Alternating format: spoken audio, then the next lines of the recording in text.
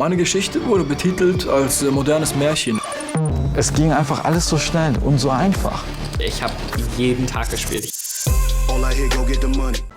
Die Zukunft fährt klimaneutral mit Strom. Das zumindest ist der Plan. Nur wird Strom nun deutlich teurer und damit werden auch die Kosten bei der E-Mobilität steigen. Was denken E-Auto-Besitzer darüber? Noch ist es ja billiger im Verhältnis zum Diesel, das muss man ja sagen.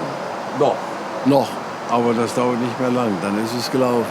Ich habe eine eigene Solaranlage zu Hause. Wenn ich die nicht hätte, dann wäre es sehr schlecht. Dann wäre es uninteressant für mich.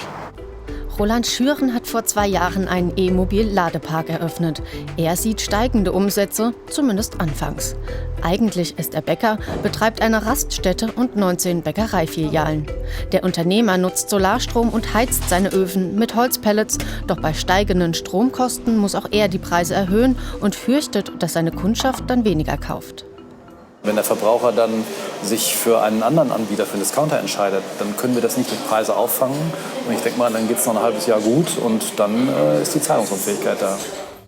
Anders als bei Gas sind die Strompreise für Haushalte bisher kaum gestiegen, denn Stromversorger kaufen Strom lange im Voraus.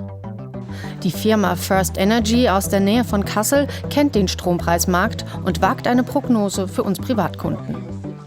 Das, was heute bei den Kunden ankommt, ist sehr häufig noch nicht das Ende der Fahnenstange und noch nicht das aktuelle Börsenpreisniveau. Und wir müssen uns darauf einstellen, dass Preise für Haushaltskunden perspektivisch auf dem doppelten Niveau von heute liegen. An Schnellladestationen für E-Fahrzeuge kostet Treibstoff jetzt schon teilweise mehr als 70 Cent. Aber was wäre, wenn auch an der heimischen Ladestation der Strom so teuer wird? Mit einem Tesla Model 3 würden pro 100 Kilometer rund 12 € an Kosten entstehen. Ein vergleichbarer 3er BMW Diesel käme auf diesen Kilometerpreis erst, wenn Diesel 2,40 € kostet. Wenn die Nutzungskosten der Elektrofahrzeuge sich an den Verbrenner angleichen oder die sogar überschreiten, dann sinkt die Akzeptanz für den Kauf von Elektrofahrzeugen und das ist ein Problem. Mehr als 2/3 unseres Stroms stammen von Wind, Sonne und Braunkohle.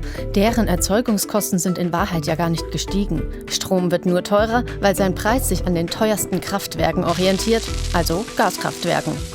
Aktuell wird geprüft, ob es eine Strompreisdeckelung geben könnte. Der Staat überlegt auch, besonders Bedürftige finanziell zu unterstützen, zumindest beim Grundbedarf. Wie viel Strom aber als Grundbedarf gilt, ist noch unklar. Und wer mehr verbraucht, muss dann noch weiter hohe Preise zahlen. Frankreich macht bereits jetzt Strom für alle billiger. Hessen ist von einem völlig neuen Modell für Strompreise bisher aber scheinbar noch weit entfernt. Meine Geschichte wurde betitelt als modernes Märchen. In einer Woche haben wir 13.000 € gemacht. Ich habe jeden Tag gespielt. Ich habe jedes große Event gespielt. Diese Bitcoin hat einen Wertanstieg gehabt, einen großen Wertanstieg.